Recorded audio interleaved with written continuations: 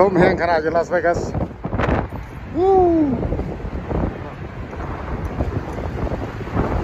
ยนต์ก็สิลงละมั้งหวานซะดิลมแห้งหลายๆเลยบกยาวเลยน้ำมันกระทึกอยู่$3.59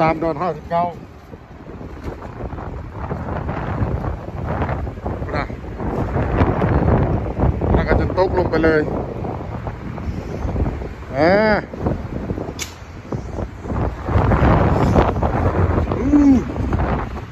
$30มาเลย